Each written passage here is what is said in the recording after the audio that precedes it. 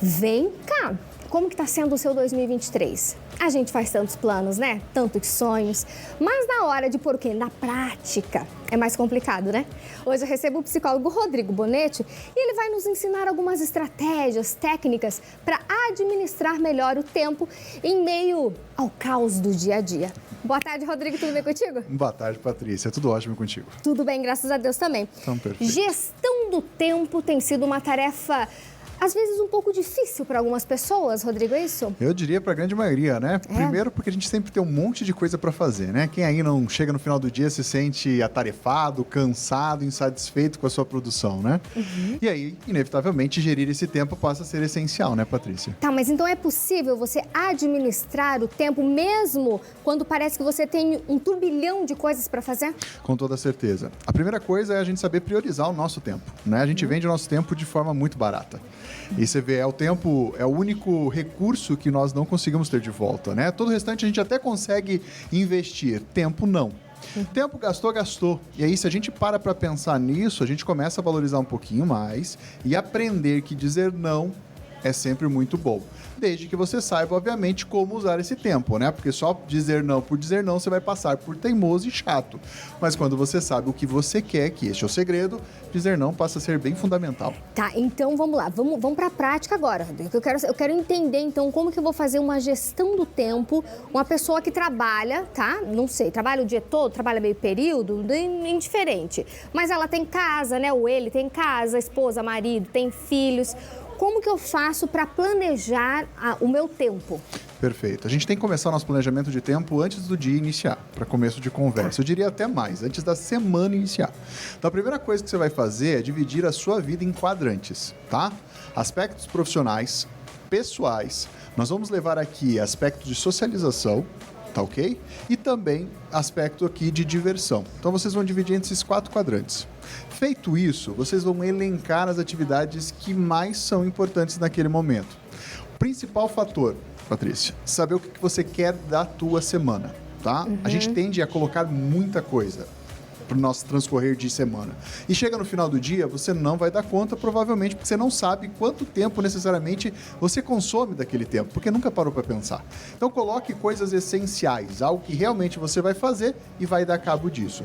Segundo fator, depois de você dividir esses quadrantes, tentar agrupar essas ações tudo num mesmo dia, por exemplo. Então, vamos lá. Aspectos profissionais. Vamos tentar pensar nos aspectos profissionais que são relevantes para aquele dia e automaticamente colocar o máximo de ações que se encaminhem para uma mesma preocupação para aquele horário.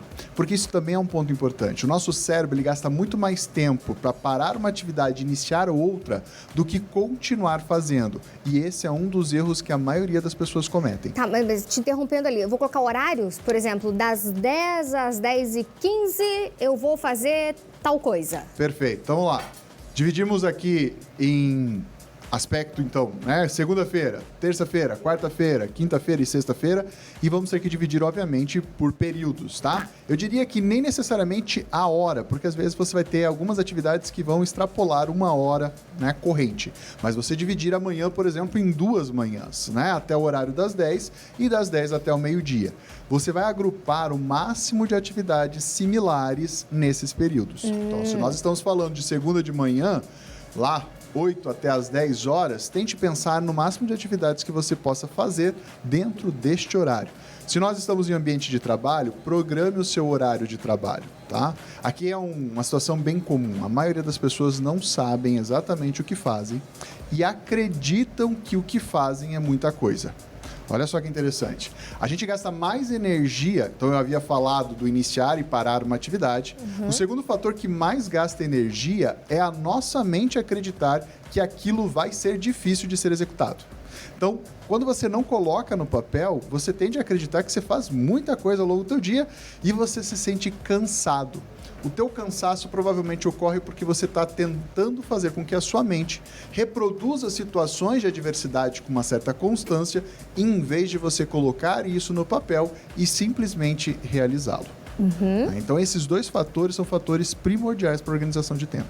Tá, e daí em casa, por exemplo, porque às vezes a pessoa chega no fim da tarde, aí ela, vamos dizer assim, programei que vamos fazer alguma coisa em família, mas chegou cansada, ela não quer. E daí eu posso jogar para outro dia, trazer o de sexta para quinta, jogar da quarta para o sábado, ou já vira bagunça? É possível fazer uma flexibilização. O problema é que nós somos feitos de hábito.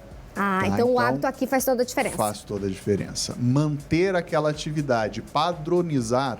Quanto mais você ter uma programação, mais liberdade você vai ganhar. Escute o que eu estou te dizendo, tá? Quanto mais você manter uma rigidez de programação, mais liberdade você vai ganhar. Por quê? Porque assim como você não pensa para escovar os dentes, isso passa a ser uma atividade já padrão ao longo do teu dia, outras atividades também podem ganhar essa mesma proporção. A partir do momento que você executa com constância, o seu cérebro tem que parar de pensar para tomar aquela decisão e isso diminui gasto de energia. Automaticamente você consegue executar muito mais atividades em um mesmo período de tempo. Então, a parte do hábito e a parte do processo, repetir processo, facilita para que você consiga executar. Vai lá, programe um dia só, perfeito? Pense no seu dia. Então vamos lá, a gente está numa segunda-feira, programe a sua terça-feira. Chegou no final do dia, você vai pensar no que você vai fazer ao longo da tua terça. E execute com constância. Eu pediria para você fazer isso pelo menos um mês. Toda terça-feira executar a mesma ação. Nós estamos falando só da terça-feira. Eu tenho certeza absoluta que a partir da segunda terça-feira, a terceira, a quarta, a quinta, você já vai poder colocar mais coisas para fazer naquele dia. Por quê? Porque você criou o hábito e ao criar hábito, o teu cérebro não teve que pensar. Ao não ter que pensar, você reduz tempo de execução. Reduzindo o tempo de execução, você consegue colocar mais coisas, né? Perfeito.